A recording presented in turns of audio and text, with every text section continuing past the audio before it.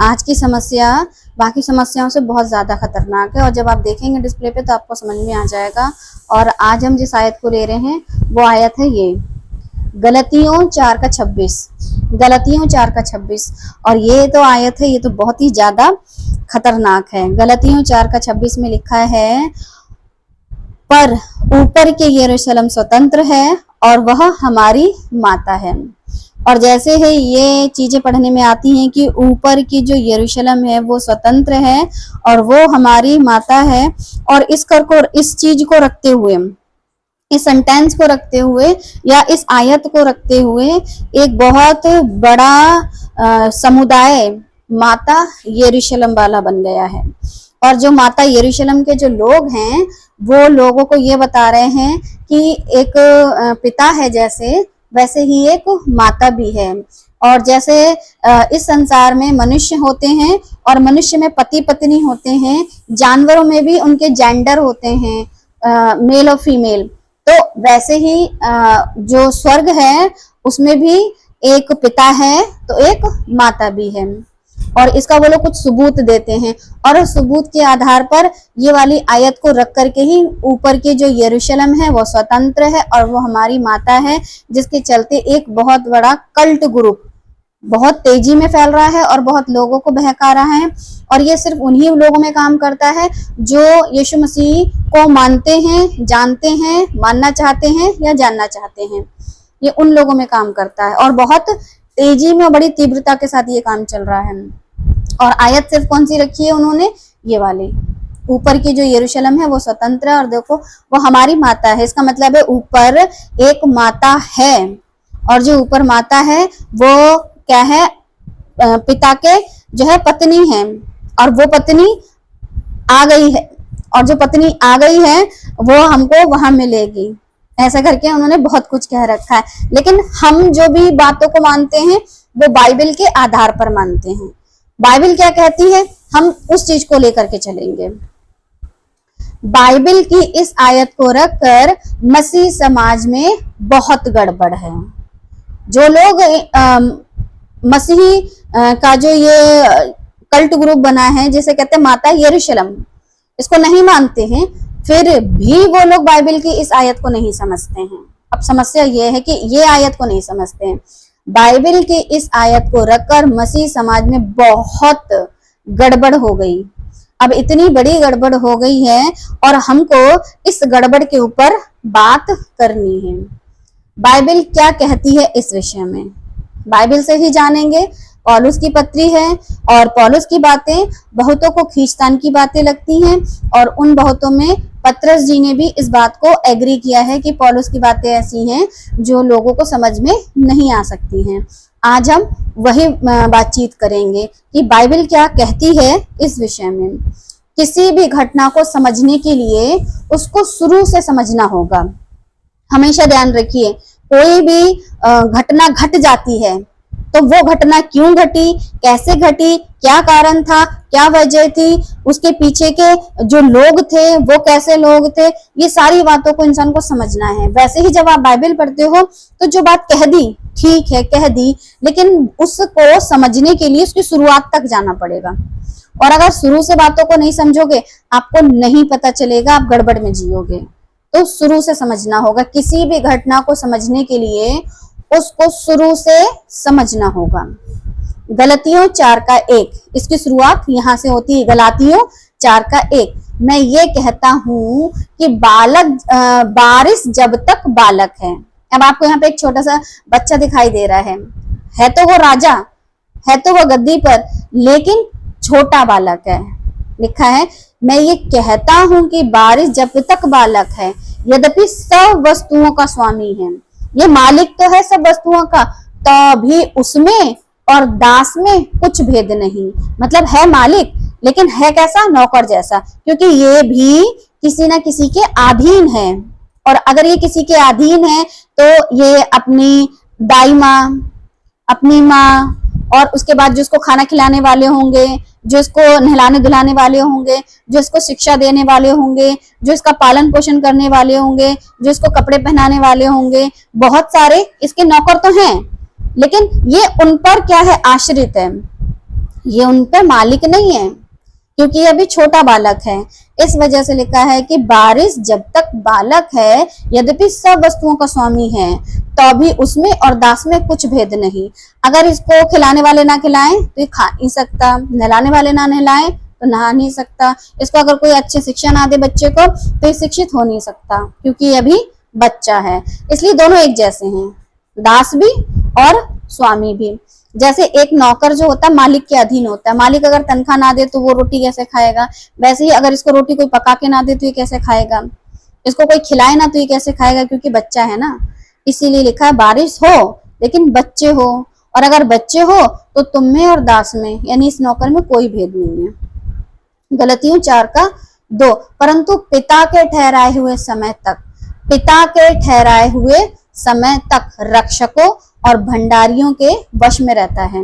तो जैसे पिता ने ठहराया है एक टाइम, जिसे कहते हैं मेच्योरिटी वाला टाइम, जिसे कहते हैं 20 साल, 21 साल, 22 साल, जब बच्चा जो होता है सही हो जाता है दिमागी तौर पर, वो टाइम, परंतु पिता के ठहराए हुए समय तक रक्षकों और भंडारियों के वश में रहता है।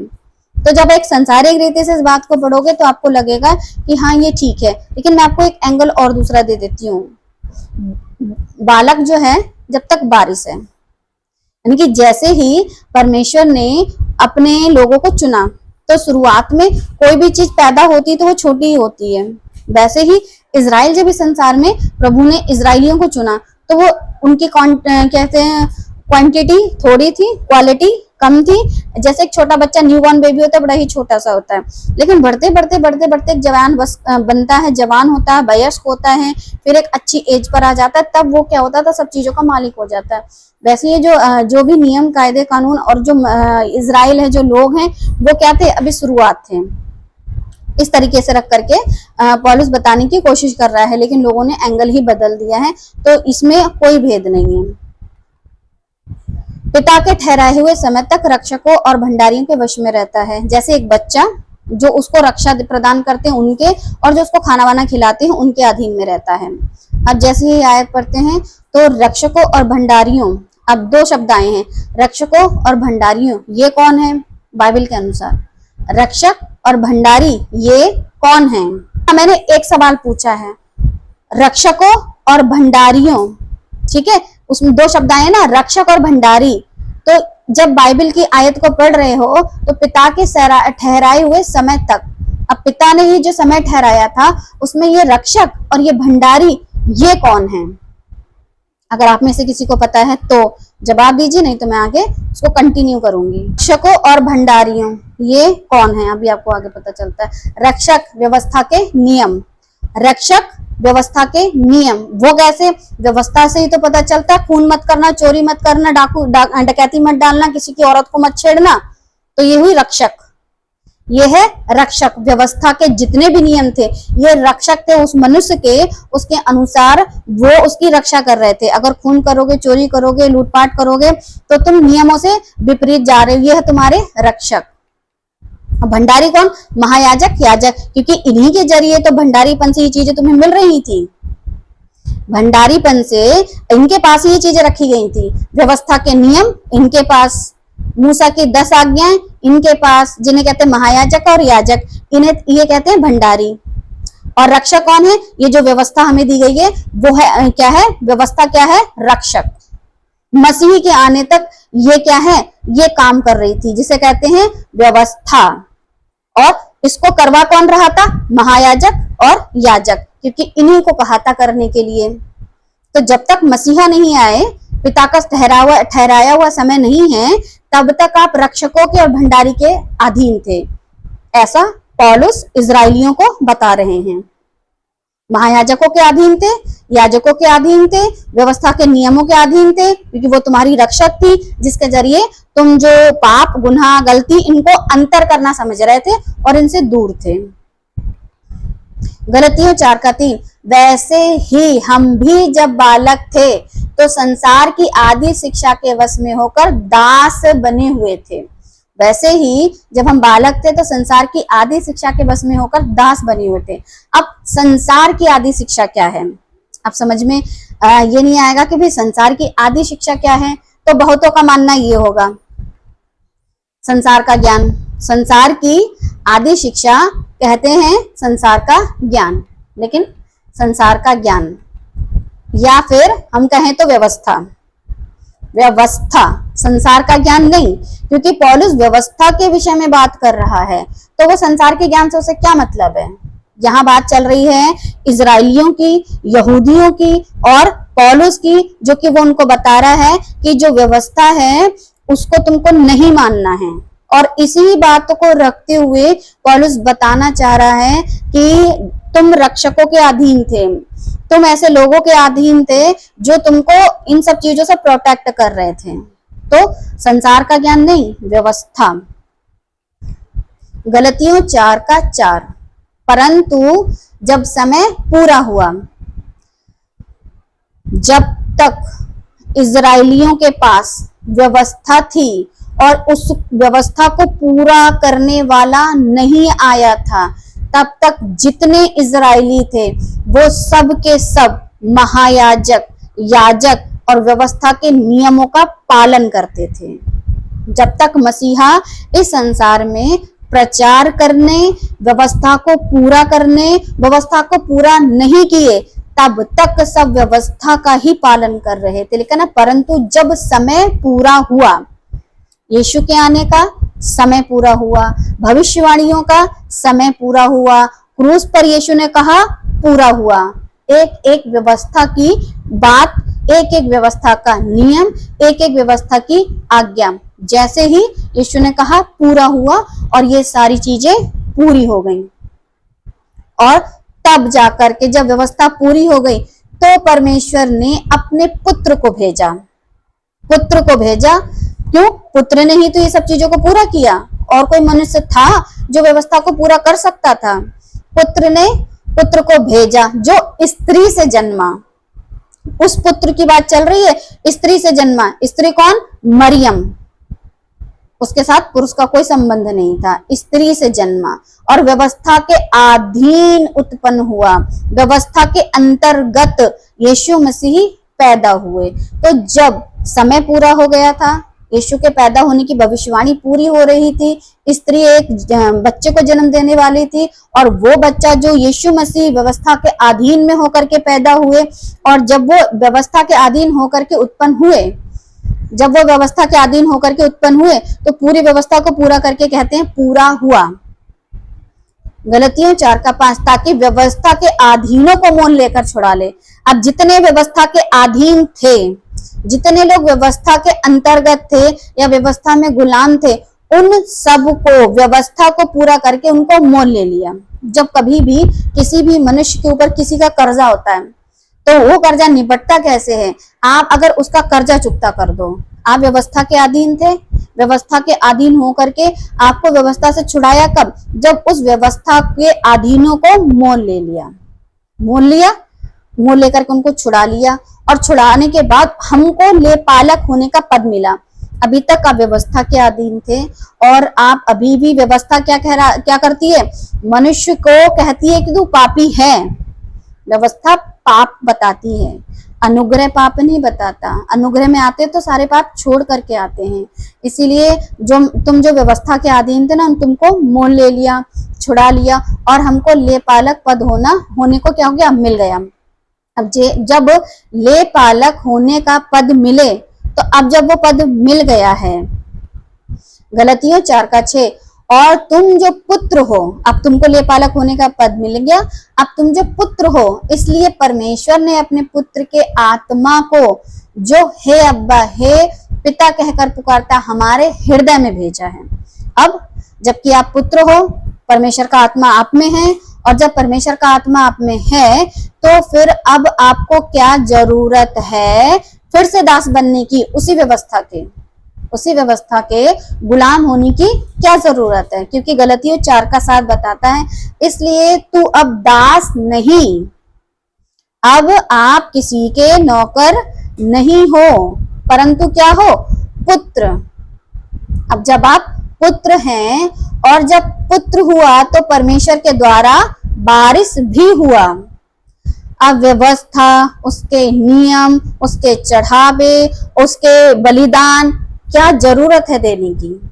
ऐसा करके पौलुस सिखा रहे हैं कि अब हम पर कोई व्यवस्था लागू नहीं है, मेल बलि, अन्न बलि, धन्यवाद बलि या कोई और बलि, हम किसी भी बलिदान को नहीं देंगे। ऐसा करके पौलुस जो है वहां के यहूदियों को सिखा रहे थे, ताकि यहूदी समझें कि हम व्यवस्था के गुलाम नहीं हैं, अब हम स्वतंत्र हो गए हैं। अब हम व्यवस्था और याजक और महायाजक, शास्त्री, फरीसी, इनकी जो शिक्षा है उसको क्यों माने। अब हमको किसकी शिक्षा माननी? पुत्र की, क्योंकि अब पुत्र ने तुमको एक आत्मा दिया है और उस आत्मा के जरिए अब तुम डायरेक्ट बात करते हो। जब आपको पता है मंदिर का पर्दा फटा था, तो अब डायरेक्ट बात कर सकते हो ना। जब तक पर्दा पड़ा था मंदिर का, तब तक महायाजक को इजाजत थी जाने की। पर्दा फटते ही आप डायरेक्ट हे अब्बा, हे पिता कह करके पुकार सकते हो। तो अब भी व्यवस्था के चलते जाओगे याजक के पास, जाओगे महायाजक के पास, फटे हुए पर्दे के पीछे वो जा रहा है। भाई व्यवस्था तो खत्म हो गई, अब वो फटे पर्दे के पीछे जा रहा है और आप चुपचाप हो, अरे फटा पर्दा, हमको भी तो अंदर की चीजें दिख रही हैं। किसी भी घर का कोई भी पर्दा वर्दा फट जाए तो क्या अंदर की चीजें नहीं दिखाई देती हैं? वैसे ही दिखाई दे रही है, और उसके बावजूद भी पुत्र नजर आ रहा है, हमको हमारे अधिकार नजर आ रहा है। अब हम खुद बारिश हो गए, लेकिन नहीं जी, व्यवस्था के गुलाम बने रहेंगे। तो इस तरीके से पौलुस बताने की कोशिश कर रहे हैं। गलतियों 4:8, फिर पहले तो तुम परमेश्वर को ना जानकर उनके दास थे। किनके? वो जो याजक और महायाजक हैं, जो स्वभाव में देवता नहीं या स्वभाव में परमेश्वर नहीं, उन मनुष्यों के क्या थे? तुम गुलाम थे। पर अब जो तुमने परमेश्वर को पहचान लिया, यानी परमेश्वर ने डायरेक्ट तुमसे बातचीत कर दी है, तो तुमने परमेश्वर को पहचान लिया। इस पृथ्वी पर चलता फिरता तंबू, जिसे कहते हैं ट्रवेनैकल, यानी कि मंदिर, उसको तुमने पहचान लिया। वरन परमेश्वर ने तुमको पहचाना। अब तो पिता परमेश्वर से पुत्र के द्वारा तुम्हारी जान पहचान, रिश्ता पक्का हो गया, क्योंकि प्रभु ने पिता परमेश्वर से प्रार्थना करो ही तो सिखाया था। हे हमारे पिता तू जो स्वर्ग में है, तो क्या कर दिया? आपका एक रिश्ता पिता से डायरेक्ट जोड़ दिया है। तो परमेश्वर ने तुमको पहचान लिया। तो उन निर्बल और निकम्मी आदि शिक्षा की बातों पर क्यों फिरते हो? आदि शिक्षा मतलब शुरुआती शिक्षा जो तुमको मिली थी उस जगह पे, जहां पर जिसे कहते हैं 2 पटियाएं 10 आज्ञाएं, वापस उन्हीं शिक्षा की तरफ क्यों जा रहे हो? निकम्मी आदि शिक्षा। अब उन शिक्षा को पौलुस क्या कह रहा है? निकम्मी। जो काम का नहीं होता वो क्या होता है? निकम्मा। क्योंकि वो शिक्षाएं थी तो कि खून न करना, चोरी न करना, ये न करना, वो न करना, लेकिन उसके बावजूद भी मनुष्य कर रहा था। तो निकम्मी शिक्षाएं, निकम्मी शिक्षा, निकम्मी आदि शिक्षा की बातों की ओर क्यों फिरते हो? मतलब उस व्यवस्था के नियमों पर क्यों जा रहे हो जिनके तुम दोबारा दास होना चाहते हो? क्या तुम फिर चाहते हो कि तुम उसी व्यवस्था में पड़े रहो, उसी याजक, उसी महायाजक के पीछे लगे रहो, और फिर वो तुम्हारे लिए निवेदन करें, वो तुम्हारे लिए प्रार्थना करें, तब जाकर के तुम्हारा उद्धार हो, जबकि उद्धार करता तो तुम्हारे पास आ गया है।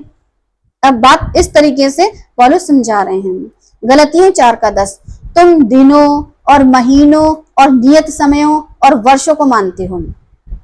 अन्य जातियों की बात नहीं चल रही, ध्यान रखना। दिनों, 6 दिन कामकाज करना, 7वें दिन आराम करना, ये यहूदियों के नियम थे। महीनों, ये वाला पर्व इस महीने में, झोपड़ियों का पर्व इस महीने में, पहला महीना, निशान, ये महीना, वो महीना, ऐसा कर करके इन चीजों को ये लोग क्या करते थे? मानते थे। फिर नियम, गोधूली के समय क्या चढ़ाना है, गोधूली का, और सुबह का समय, दोपहर का समय, शाम का समय, और सप्ताहों के दिन, पर्व, ये सब कौन मानता था? फिर वर्षों, वर्षों की हमें लीप वर्ष जो हम लोग आज कहते हैं, तो उनके छुटकारे के वर्ष, 7-6 साल जमीन इसके पास रहे, फिर 7वें साल वो छुटकारे की जमीन हो जाए। तो दिनों, महीनों, नियत समयों और वर्षों, ये सब चीजें अन्य जाति नहीं मानते थे, उनको पास व्यवस्था नहीं थी, वो तो चल रहे थे गूंगी मूर्तियों के पीछे जैसे चलाए जाते थे। लेकिन ये यहूदी दिनों को, महीनों को, नियत समयों को, वर्षों को मानते थे और उसी के अनुसार जीवन व्यतीत करते थे। तो फिर गलातियों की पत्री में पौलुस इन्हीं यहूदियों से बातचीत कर रहे हैं जो व्यवस्था के गुलाम होना चाह रहे थे। गलतियों 4:21, तुम जो व्यवस्था के अधीन होना चाहते हो। अब जब अब इस आयत को पढ़ोगे तो समझ में आ रहा है ना, तुम जो व्यवस्था के अधीन होना चाहते हो, मुझसे कहो, क्या तुम व्यवस्था की नहीं सुनते? देखो, तुम व्यवस्था के दोबारा गुलाम होना चाहते हो, तुम क्या फिर वही चढ़ावे चढ़ाना चाहते हो, तुम क्या वही फिर से याजक महायाजक और उसी मंदिर के पर्दे के पीछे अपने पाप की माफी मांगना चाहते हो? क्या तुम यही चाहते हो? तुम्हें नहीं लगता कि जब यीशु के पास आते हो तो अनुग्रह से तुम्हारा उद्धार हुआ है? अनुग्रह ये कि ये पाप मत करना।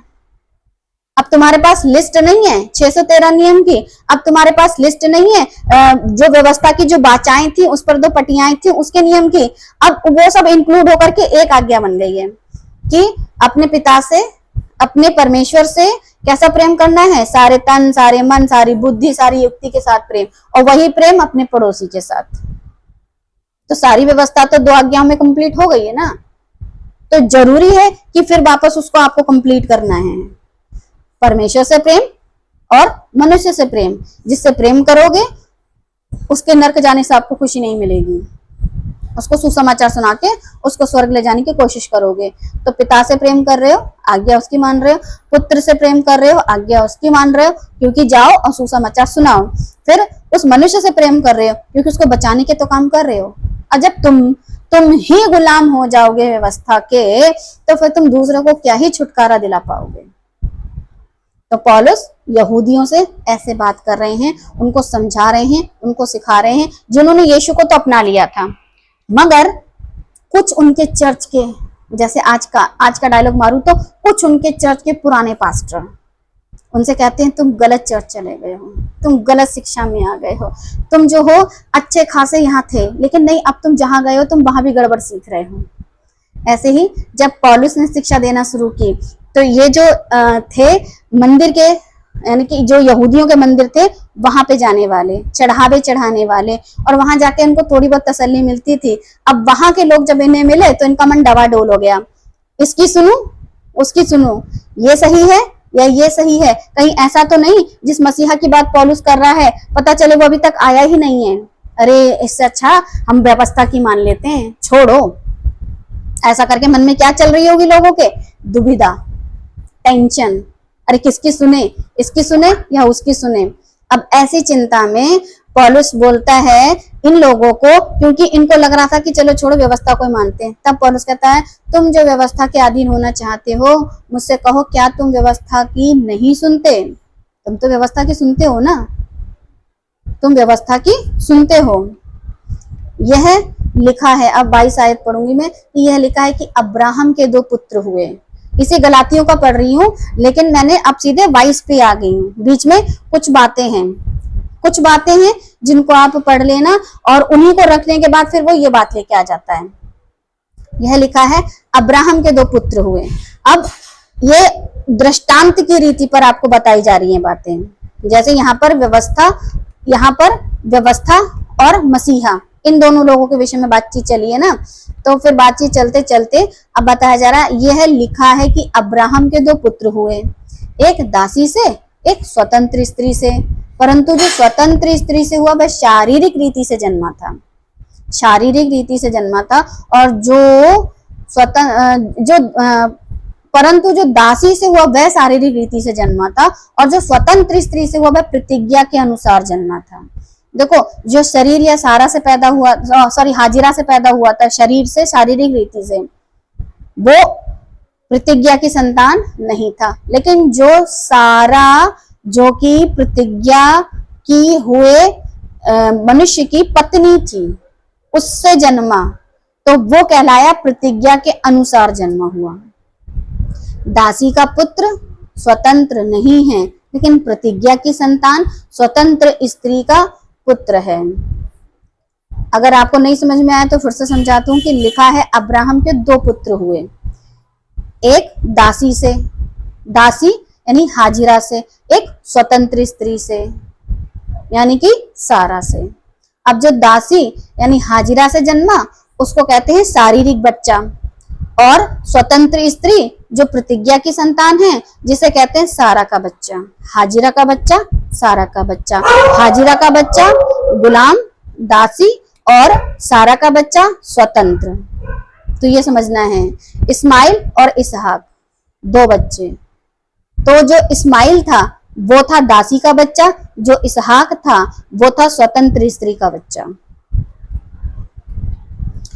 गलातियों 4:27। अब इन बातों में दृष्टांत है। इन बातों में अब्राहम की दो स्त्रियां हैं, और ये जो दो स्त्रियां हैं ये दृष्टांत की रीति पर पौलुस समझा रहे हैं।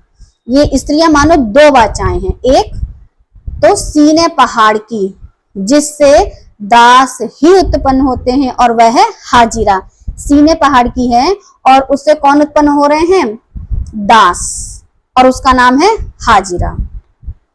दो वाचाएं, एक सारा, दूसरी हाजिरा। दो ही तो पत्नियां थी उसकी, अब्राहम की, एक सारा और दूसरी हाजिरा। गलातियों 4:25। और हाजिरा मानो अरब का सीने पहाड़ है। अभी हाजिरा की बात चल रही है। हाजिरा मानो का मतलब है, ऐसा समझो हाजिरा औरत जो है वो अरब में जो पहाड़ है जिसका नाम है सीने पहाड़, वो है। और जो सीने पहाड़ है लिखा आधुनिक यरूशलेम उसके तुल्य है। और जो आधुनिक यरूशलेम है, क्योंकि जिन दिनों में ये लोग रह रहे थे ना जहां पर, तो आधुनिक यरूशलेम, तो वो उस एंगल से बता रहे हैं। पौलुस अपने एंगल से बता रहा है कि जो आधुनिक आजकल का जो यरूशलेम है वो उसके जैसा है। किसके जैसा? हाजिरा के जैसा, हाजिरा की तरह है, क्योंकि वह अपने बालकों समेत दासत्व में है। हाजिरा की तरह है, और हाजिरा एक गुलाम है तो उसके बच्चे भी गुलाम हैं। हाजिरा गुलाम है तो उसके जो बच्चे पैदा हुए वो भी गुलाम हैं। हाजिरा अरब का सीने पहाड़। हाजिरा को उपमा दी गई है। हाजिरा को एक उपमा देकर के बताया गया है कि हाजिरा जो है अरब का सीने पहाड़ है। अरब का जो सीने पहाड़ है, और जो अरब का सीने पहाड़ है, ऐसा करके बार बार क्यों बोल रही हूँ? क्योंकि वहां पर क्या मिली थी? निर्गमन 34:32। इसके बाद सब इजरायली पास है, और जितनी आज्ञाएं यहोवा ने सीने पर्वत पर, जितनी आज्ञाएं यहोवा ने सीने पर्वत पर उनके साथ बातें करते समय दी थी, वे सब उसने उन्हें बताई। तो जितनी व्यवस्था मिली सीने पर्वत पर मिली। और मानो ये क्या है? ये हाजिरा है जो कि दासी है। यानी जो व्यवस्था है वो आपको गुलाम बनाती है। व्यवस्था ऐसा करके समझा। जितनी आज्ञाएं हैं कहाँ मिली थी? सीने पर्वत पर। सीने पर्वत वो जगह, आज्ञाएं मिली वो जगह, तो जितनी भी व्यवस्था मिली वो जगह। इसको मानो ये दासी हाजिरा की तरह हैं। जितनी आज्ञाएं यहोवा ने सीने पर्वत पर, जितनी आज्ञाएं यहोवा ने सीने पर्वत पर उसके साथ बात करने के समय दी थी।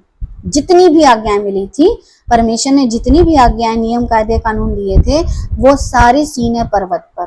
तो ये सीने पर्वत का तो चक्कर चल रहा है कि मानो वो जो सीने पर्वत है वो हाजिरा यानी कि वो दासी है। यानी कि वो जो नियम है, वो जो कानून है, वो क्या है? दासी के हैं। निर्गमन 8:4। और दीवट की बनावट ऐसी थी, अर्थात यह पाए से लेकर फूलों तक गड़े हुए सोने का बनाया गया था। अब सोच रहे हो बात, अरे सॉरी, गिनती, हाँ मैं निर्गमन में चल रही थी तो मेरी गिनती खत्म हो गई। हाँ, गिनती 8:4, निर्गमन नहीं है, सॉरी, मेरा दिमाग निर्गमन में था इसलिए गिनती तक नहीं पहुंचा था। गिनती 8:4। और दीवट की बनावट। अब आप सोच रहे होगे कि मैं वहां से यहाँ कैसे आ गई? अभी तक तो मैं नए नियम में चल रही थी, फिर सीधे मैं सीने पर्वत पर पहुंच गई, और अब मैं सीने पर्वत से सीधे मूसा का बनाया हुआ परमेश्वर का मंदिर और उस तंबू वहां पहुंच गई हूँ। तो ऐसे ही पहुंचना पड़ेगा, तभी आप बातों को समझ पाओगे। गिनती 8:4। और दीवट की बनावट ऐसी थी, अर्थात यह पाए से लेकर फूलों तक गड़े हुए सोने का बनाया गया था। जो नमूना यहोवा ने मूसा को दिखलाया था, जो नमूना यहोवा ने मूसा को दिखलाया था, उसी के अनुसार उसने दीवट को बनाया। अच्छा, मूसा जी को परमेश्वर ने जो कुछ दिखाया था उन्होंने वैसा ही बनाया था ना? यस और नो? जी, जैसा दिखाया गया था नमूना पर्वत पर, वैसा ही उसने नीचे बनाया था। परमेश्वर ने अपने राज्य का दर्शन कराया था मूसा को। ये तो आप मानते हैं ना, सीनै पर्वत पर जब आज्ञाएं दी गई थी तो परमेश्वर ने अपने राज्य का दर्शन कराया था मूसा को। तो जो नमूना यहोवा ने मूसा को दिखलाया था, जो नमूना यहोवा ने मूसा को दिखलाया था। आगे मैं आपके पास सवाल रखूंगी, इसलिए मैं इस चीज को बार बार रिपीट कर रही हूँ। परमेश्वर ने अपने राज्य का दर्शन कराया था मूसा को। मानते हैं ना आप लोग, सीनै पर्वत पर ऐसा हुआ था? यस और नो? Yes, no? जी, यस, दिखाया था। हाँ। अब जब ये दर्शन हुआ, ये दर्शन कराया, तो जो नमूना यहोवा ने मूसा को दिखलाया था वो नमूना उसने देखा। तुमको ये देखना है और नीचे जाकर के वही तंबू, वही संदूक तुमको बनानी है, ये कह रही हूं। तो जो दिखाया था परमेश्वर ने कि देखो और ऐसा ही नीचे जाकर के बनाओ, तो वो असली था या नकली था जो परमेश्वर ने वहां मूसा को दिखाया था? हाँ या ना, कि असली था कि नकली था? परमेश्वर नकली चीज क्यों दिखाएंगे और बोलेंगे नकली चीज दिखा रहा हूं और इसी की कॉपी जाके नीचे बना ले? परमेश्वर ने सीनै पर्वत पर जब मूसा को बुलाया था, 10 आज्ञाओं की 2 पटियाएं कहा था पत्थर की गढ़ के लाना, और वहां पर परमेश्वर ने उसको ये भी दिखाया था कि संदूक बनाना है, उसके ऊपर 2 करूब बिठाने हैं, और उस संदूक को तुमको कैसे रखना है और उस संदूक को कैसे रखना है। ये सारी बातें जो परमेश्वर ने दिखाई थी वो नकली कैसे हो सकती हैं? जिस चीज का दर्शन वो कर रहा था वो असली था। स्वर्ग की जितनी वस्तुएं दिखाई थी ना वो असली थी। मैं तो बड़ा ही सिंपल शब्दों में बात करती हूँ। स्वर्ग की वस्तुओं का जो दर्शन, मैं फिर रिपीट करूंगी, स्वर्ग की वस्तुओं का जो दर्शन मूसा ने किया वो असली है या नकली है? तो आपको कहना था असली है, क्योंकि परमेश्वर नकली चीजें नहीं दिखाते, तो दर्शन था असली। अब कौन कौन सी चीजें? ऐसे करके तुमको एक तंबू खड़ा करना है। तंबू के अंदर जो पवित्र स्थान है, अति पवित्र स्थान है, उनमें ये वस्तुएं रखनी है। तो ये वस्तुएं ये उसने वहां देखी सीनै पर्वत पर, और नीचे जमीन पर आकर के इन चीजों को बनवाया। जो नमूना इस दुनिया के यरूशलेम में परमेश्वर का मंदिर बनाया, जो नमूना बनाया था ना इस दुनिया के यरूशलेम में, वो परमेश्वर का मंदिर बनाया। वो असली है या नकली? मतलब जो इस संसार का है, यरूशलेम का है, यरूशलेम का एक मंदिर है, उस मंदिर में ये सारी चीजें रखी हुई हैं। अच्छा, ये असली है या जो देखा था वो असली था?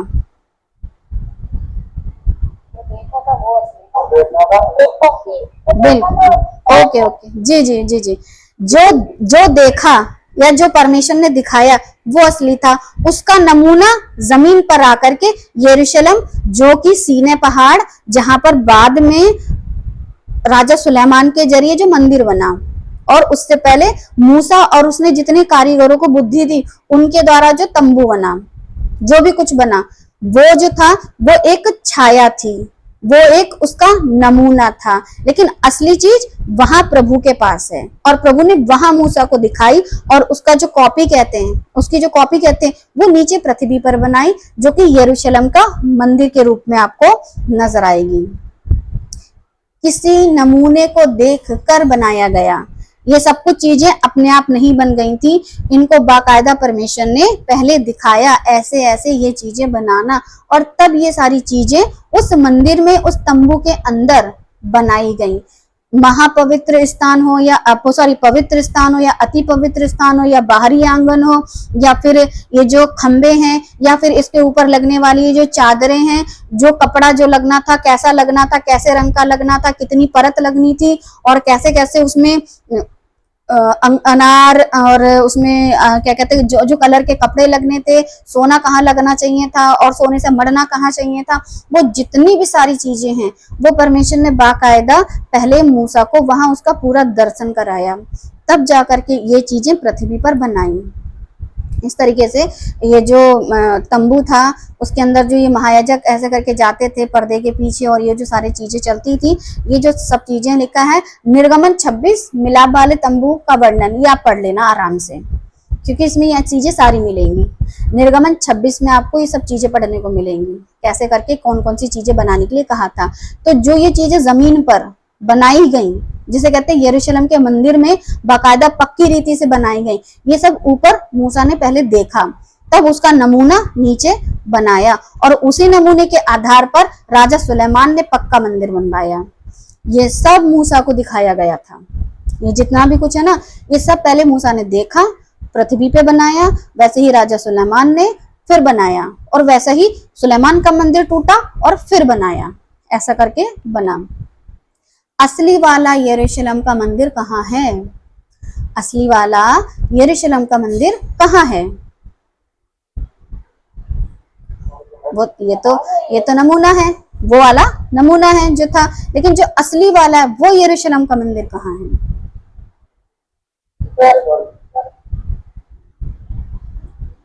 जब बोले, अगर कोई बोलता है ना तो थोड़ा सा ऐसे, अभी मंदिर की बात चल रही है, अभी मंदिर तक रहेंगे कि असली वाला यरूशलेम का मंदिर कहाँ है? स्वर्ग में। हाँ, जहां से दिखाया गया वहीं होगा, बड़ा ही सिंपल सी बात है, ठीक है। यानी कि स्वर्ग में दिखाया, स्वर्ग का दर्शन कराया था या प्रभु के राज्य का दर्शन कराया था, तो परमेश्वर का राज्य का दर्शन था, तो परमेश्वर के राज्य में है, परमेश्वर के राज्य में वो मंदिर है ना, और उसका नाम भी यरूशलेम है, उसका नाम यरूशलेम है। ऊपर से ये नाम नीचे मिला है, ना कि नीचे से नाम गया तो ऊपर यरूशलेम हो गया, ये नाम प्रभु ने दिया। असली वाला यरूशलेम का मंदिर कहाँ है? तो जो ये जो नाम है यरूशलेम, जेरूशलेम जैसा वो यहूदी कहते हैं, यानी इसका मतलब क्या होता है यरूशलेम का? अच्छा मतलब क्या है, मैंने वैसे कुछ लोगों को बताया है, अगर आपको पता हो यरूशलेम का मतलब क्या होता है। हाउस ऑफ ब्रेड अंग्रेजी में कहते हैं, हाउस ऑफ ब्रेड मतलब रोटी का घर, यरूशलेम जहां पर आपको खाने की कमी नहीं है। हाउस ऑफ ब्रेड इंग्लिश में, हिंदी में कहते हैं रोटी का घर, यरूशलेम जहां पर किसी भली वस्तु की घटी नहीं है, आपकी सारी भूख प्यास का इंतजाम है। तो जो दिखाया उसका नमूना पृथ्वी पे बनाया, सुलेमान जी के जरिए पक्का करके बना दिया गया, ठीक है। लेकिन ये एक बार नहीं, दो बार नहीं, टूटता चला गया और अभी भी टूटा हुआ है। तो अब दिमाग में आता है कि फिर असली वाला मंदिर कहाँ है? गलतियों 4:26 पर ऊपर की यरूशलेम। अब ये बात चल रही थी उस यरूशलेम की, ऊपर का यरूशलेम जो कि प्रभु ने दर्शन में दिखाया था। ऊपर का यरूशलेम स्वतंत्र है, वहां व्यवस्था जो है हम पर लागू नहीं होती, हम वहां व्यवस्था के अनुसार नहीं, वहां हम स्वतंत्र हैं, और वो हमारी माता है, यानी कि सारा है, हाजिरा नहीं है, वो हमारी माता है, यानी स्वतंत्र स्त्री, स्वतंत्र स्त्री वो हमारी माता है, यानी हाजिरा हमारी माता नहीं है, सारा हमारी माता है। यानी कि वो जो स्वर्ग का जो दर्शन कराया था वो वाला यरूशलेम हमारा है, इस पृथ्वी का जो ये मंदिर है, ये जो व्यवस्था है वो हमारा नहीं है। तो पौलुस इस तरीके से दो माताओं के उदाहरण दे करके बता रहे थे, यहाँ किसी भी तरीके की माता का जिक्र नहीं चल रहा था। बार बार मैं आपको क्या समझाने की कोशिश कर रही हूँ, ऊपर का नमूना, नीचे का नमूना, अरे नमूना सीखोगे तभी तो यहाँ तक पहुंचोगे। तो अब क्या है, ऊपर का यरूशलेम यानी कि स्वर्ग में परमेश्वर ने एक हाउस ऑफ ब्रेड रखा हुआ है, रोटी का घर है वहां पर, और वो असली है, वो स्वतंत्र है। जैसे सारा अपने पति के लिए स्वतंत्र थी, दासी की नहीं थी, वो स्वतंत्र स्त्री थी, वो हमारी माता है, यानी कि हम उसके औलादे स्वतंत्र हैं, हम पर व्यवस्था लागू नहीं होती। ऐसे करके उस जो तंबू था उसके अंदर ये सारी चीजें रखी गई थी, और बाकायदा ऐसे करके गेट से घुसोगे, गेट से घुसने के बाद आपको ये चीजें बाकायदा ऐसे करके वहां पर रखी मिलेंगी। और मसीहा जब क्रूस पर गए तो ये सारी चीजें इस तरीके से थी। दोनों चीजें दर्शन जो जो चित्र हैं वो आपको इस तरीके से रखे गए हैं, दोनों चित्र, कि कैसे उस तंबू के अंदर ये चीजें रखी गई थी, जैसे मसीहा क्रूस पर इस तरीके से चीजें पूरी लगाई गई थी। गलतियों 4:28, हे भाइयों हम इसहाक के समान प्रतिज्ञा की संतान हैं। जैसे इसहाक अपने समय में अपनी मम्मी की औलाद होने के चलते प्रतिज्ञा की औलाद था, वैसे ही हम अब व्यवस्था की औलाद नहीं है, हम प्रतिज्ञा की औलाद हैं, यानी कि यीशु मसीह के हैं। हम स्वतंत्र हैं, हम किसी प्रकार की व्यवस्था के बंधन में नहीं हैं। यहाँ पर कहाँ पौलुस ने कुछ गड़बड़ की बातें कही, बिल्कुल तो साफ साफ बातें चल रही हैं। हे भाइयों हम इसहाक के समान प्रतिज्ञा के संतान हैं।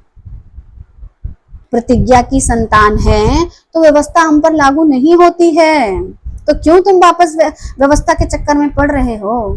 गलतियों 4:29, और जैसा उस समय शरीर का जन्मा हुआ इस्माइल आत्मा के जन्मे हुए इसहाक को सताता था ना, वैसे ही आज व्यवस्था पे चलने वाले, अनुग्रह पे चलने वालों को सता रहे हैं। और जैसा उस समय शरीर के अनुसार जन्मा हुआ आत्मा के अनुसार के जन्मे हुए को सताता था, वैसे ही अब भी होता है। व्यवस्था वाले अनुग्रह वालों को परेशान कर रहे हैं। और आज तो हद है, जितने रवा सभा वाले हैं, जितने व्यवस्था को मानने वाले हैं, आज सही शिक्षा वालों को कहते हैं तुम मरी हुई कलीसिया से, क्योंकि तुम्हारे अंदर चमत्कार नहीं होते हैं। ये भी परेशान करने में लगे हुए हैं।